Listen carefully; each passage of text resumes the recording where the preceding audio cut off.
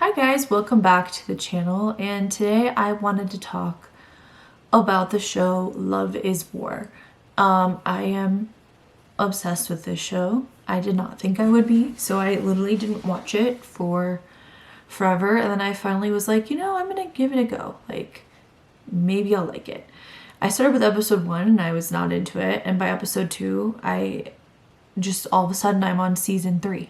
I go to episode 2 and now I'm on season 3. So that's how it goes.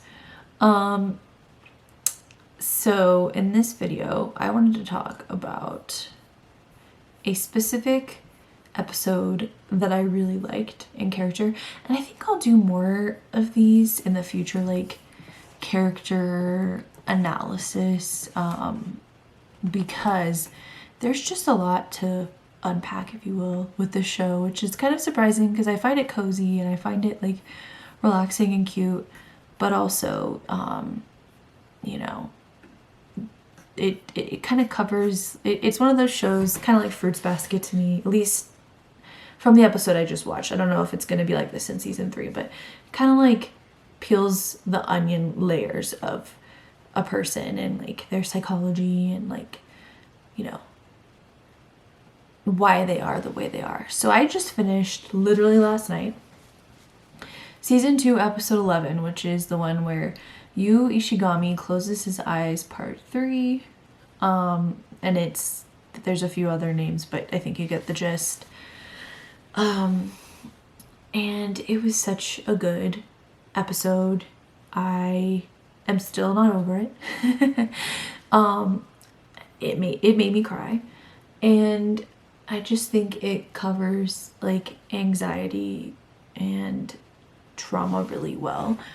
I thought it was so interesting how, by the way, spoilers, so if you haven't seen the show, probably don't watch this particular video, but I'll make another one about why you should watch the show later.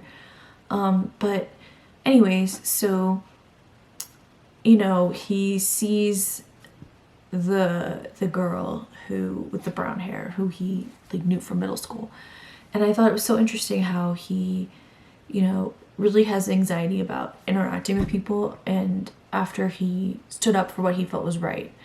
And it was so interesting also to me seeing the gaslighting that happened, the scapegoating that happened to him.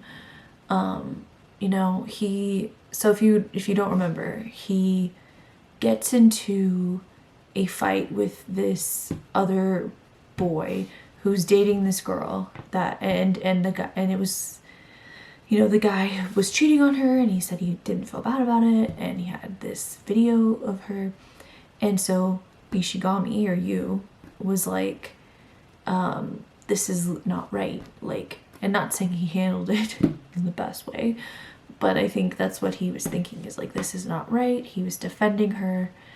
And it was just interesting how quickly, you see really how groups tend to interact. You have this group, they didn't see what happened. He confronts the other boy. And after he literally says, oh, I'm going to keep cheating on her. And, you see the group who knows this boy much better than they know Ishigami. And they just pretty much automatically leave the boy when he says, oh no, he's stalking my girlfriend. And, then he phrases things like, I'll never break up with my girlfriend. And he's using it as like a means to kind of like get at Ishigami. But it's clever, and not the way he phrases it is that everyone in the group is like, oh yeah, like clearly that's what they were fighting about. Like, he was trying to intimidate him to break up with his girlfriend, and like he's a stalker, and the girlfriend automatically believes her boyfriend, which I'm not saying most people wouldn't do that, but it's just interesting to me how the group was like, okay, we know, this guy, the boyfriend. We don't really know Ishigami. He's kind of quiet. He's kind of different, right? It's interesting how scapegoating tends to work, where it's like, oh, this person's different from the rest of us, so they must be wrong or bad. And I think that's an interesting tendency of people when they are in groups. that they tend to do that. And it's a tendency I wish we would get better at as a group of people, but you know, it happens. So anyways, I found that fascinating, that it really showed the art of scapegoating and how someone gaslights. Like, you know, this boy knew exactly what he was doing. He rephrased or reframed, I should say, the situation to make himself look good and Ishigami look bad. And Ishigami, you know, I think being more shy and I think normally not very confrontational, did not want to deal with explaining what happened. And also, if he did that, he was going to have to embarrass the girl that had been so nice to him at school. And so it is interesting how people who might be, now this is a theory, but I think the boy was lower in empathy. So people who might be lower in empathy can sometimes exploit those higher in empathy. Like, I think Ishigami actually has very high empathy, might even be an empath, just because, like he says in the episode, he is very passionate about justice and things being right. You know, in other episodes you'll see him like researching things to like fully understand them because he wants to understand all sides of a situation. And unfortunately that can leave you more likely to be scapegoated, and you kind of have to learn to watch out for that. And I do think that's why empathic people as they get older tend to maybe be, well, I think it depends, but I think a lot of them probably take longer to like befriend because of things like this. And yeah, Ishigami, I mean, that episode, like, you got that part, which was great. Then you also had the part where it shows like he sees her face and he basically, in my mind, it seemed like he was having like a panic.